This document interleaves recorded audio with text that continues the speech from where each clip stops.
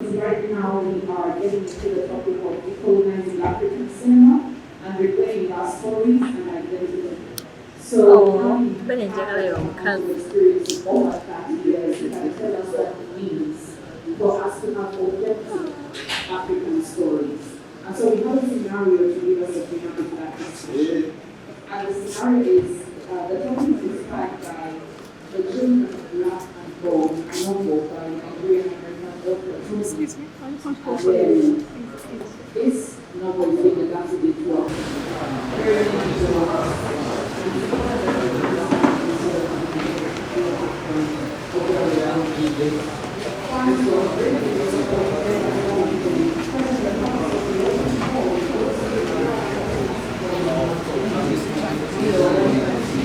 Are we still climbing?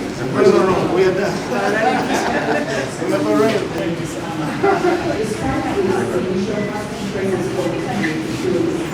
Have you here. Thank you. We're happy to see you for the second time in Uganda. I just thought of first. Sorry? I just thought of first time. It's amazing. Okay. Tremendous change for the better. Okay. In fact, I doff my cap for Uganda. Okay. Each time I come, there's a change. Each time I come, there's a. But this time around, the change is so huge, and I'm happy that Africans are actually opening their eyes and knowing that we can't stay where we are. We have to move so that our children will move with us. Yeah. Okay. When people see Madame Patience Ozokwor, the picture is of a very tough lady, but when they see a smile on your face, it is always a mixed reaction. How do you juggle the two characters? You know, that's what tells you that movie making is make believe. Yeah. It's not real life. Okay. In most cases, 90% or 90, even 95% of what we play in movie is opposite of what we really are in life. You see somebody playing a drunk. The person you never met him drunk, but the person does it so well as if it's his life. Yeah. Yeah. Then an actor actually lives many lives in one. I have played the role of a lawyer. Okay. I have played the role of a nurse, Okay. a midwife, and all that. So it is not who you are that you show in the movies. Yeah. All right. Okay. That's why it is called make believe. Yes, make believe. Yeah. Okay. From dreaming to be at some point you dreamed to be a nurse. You worked as a teacher. You worked on radio, and then you became successful as an actress. How did you manage to go through that I never career? thought of becoming a nurse. I hate to see blood puff up. Yeah. It scares me. In fact, I can't even. When I was younger, if somebody dies here now, you will see me here 3 months. I won't come around here at all. But other things, I actually thought I was going to be a musician. Wow. So I still do music. Okay. But I am not concentrating on music anymore. Yes. Because just like music demands full concentration for you to make it, Yeah. acting also demands full concentration. When I started prospering in movie making, I had to concentrate in that one and then give my best. And you see, the turnout is good. Yeah. True. So when you come into the industry, I like the industry because it gives people a chance to become whatever God has made them to be. Yeah. Some people came in as actors. They couldn't find their feet. They went behind camera immediately. And they are doing well as either wardrobe Yes. or property and set, or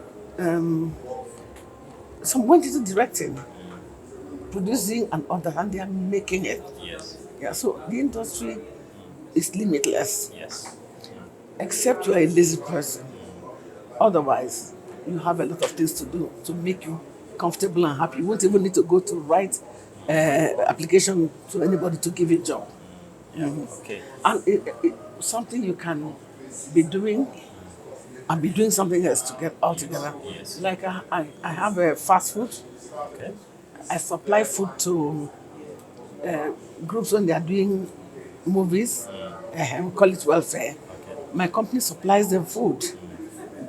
Um, Sometimes 3 times a day, sometimes 2 times. And you get some girls employed there too. Okay. Yeah. So there are so many things to do in the industry. Okay. And I had a driver. I met him in the industry. Later, he became my driver. Okay. And he was so rascally, but he's a very wonderful driver. I couldn't contain him because of his excesses. And I called him, I said, you are going back to the industry. That's where you belong. Yep. He can run drones. He can carry camera. There are so many things to do in the industry that you don't even need to write an application. You just join and you find yourself making enough money to take care of your family and yourself. That's correct. Yeah. Okay. Let's talk about the Nigerian film industry. It has greatly influenced filmmaking across Africa, particularly in Uganda, where we are now. What do you think of the change since the 90s when you joined and now? How has the transformation been? Great. Tremendous. Okay. That's when we started telling our own stories by ourselves. Yes. The costume, Yeah. the locations, everything showcases Nigeria, Yeah. particularly and Africa in general. Yeah. There's a movie I made. We call it Ozokwor. Ozokwor, yes. Somebody said exactly the same thing happened in their community in Ghana. Yeah. So you see, the stories we are telling, the reason it went viral like that easily was that we are telling African stories by Africans. By Africans, yes. Yeah. We can bring in the whites to come and join, just like in some cases they bring the blacks. And America is different because, there are actually people who are Africans Yes. that are now Americans by some means. Yeah. So everybody is free to bring out the best within you to show who you really are, where you come from. Okay. And we understand each other. Yeah. The movie making is a general language, Yes. just like music is a general language. In music, I may not understand what you're saying, Yes. but I will dance along with you. Yes. Yes. That's true. That's how, in movie making, our own is even better because people learn from actions Yeah. faster than they can learn from a pastor on the pulpit. Yeah. True. And it's indelible in their heart. What they saw in movies, they can replicate it Yes. every time. Every time. Yeah. Years, people can continue to tell you the movies I made many years ago, stories, even the ones I've forgotten, Yeah. they can still tell you the stories. Yes. But what the preacher preached last Sunday, they might have forgotten. That's true. That's true. Okay, Nollywood now is embracing a lot of digital streaming platforms like YouTube. In your opinion, how do you think this, regarding how the distribution was back then when you used to have distributors from different areas who distribute these movies and market them? Now we have YouTube. My dear, Yeah. life is better now. Okay. How hard was it back then? Oh my goodness. I can't explain it, but Yeah. it was bad. Yeah. You need to go extra mile to catch up with people. Yes. These distributors in general, Yeah. they can really deal with you. Some of them will buy your movie and tell you when we start distributing, we'll pay you. Yeah. And they never get to pay up to today. But once you post on YouTube, Yes. people start downloading your money and they are so faithful. They give you what you deserve. Yes. So it is better. Okay. Gone are the days when we cry. I know a movie I made and I didn't get anything out of it. Wow. And nobody's even talking about it anymore. Yeah. Okay. Let's So talk. distribution is better now through social media. Okay. You see people making money through TikTok, Yeah. Yeah. YouTube, Facebook, Yeah. Instagram. In fact, life is better now. Okay. That's why you see in Nigeria now, little children, they can just do one small thing And they make money. and then they post it and they make money. They're not buying houses, buying cars, and they say, wow. Let's talk a And little I bit thank God about for their lives, yeah. Let's talk a little bit about the copyright. Like for a long time, Nigerian film industry struggled a lot with piracy. How did you manage to solve that, and how can younger industries like Uganda learn from that? That time, piracy was not on our head. Yeah. It was on the head of the marketers. Okay. They buy up the movie or they Yes. sponsor movies. Yes. So they were the ones suffering from it. Yes. What we are still fighting now Yeah. is royalty. Yeah. They've not started paying us. Once they give you that peanuts, you are paid for it. They can, like the movies we made for them in those days, they went again and started selling it on YouTube and they started making money afresh without even remembering those people that did it. Yes. You see, that's one thing that happened to us.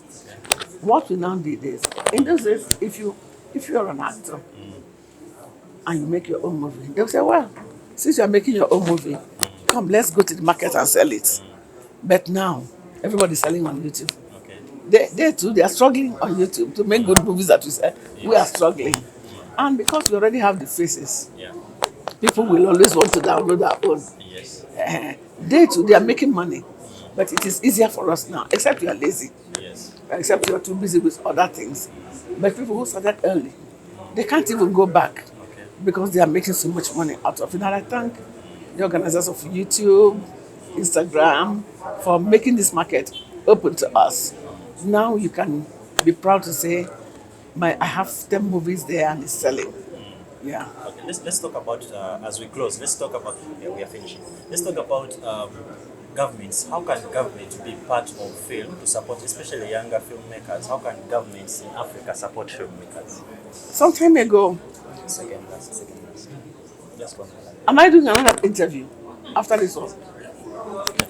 Some time ago, there was a government we had, a president we had, Yeah. that saw our plight and then invested in us, Yes. started giving loans Yes. for us to shoot movies because they saw that the industry is actually employing a lot of people out of the streets, Yes. out of the market. So people are now getting engaged in movie making and making a lot of money. So he decided to sponsor us. He sent some people to South Africa, Yeah. sent some to US, sent some to Germany, some to some schools in Nigeria, for them to go learn camera operation, learn other like producing and all that. They went to school. Before they were just learning on the spot, but now they have been sent to formal school to learn these things.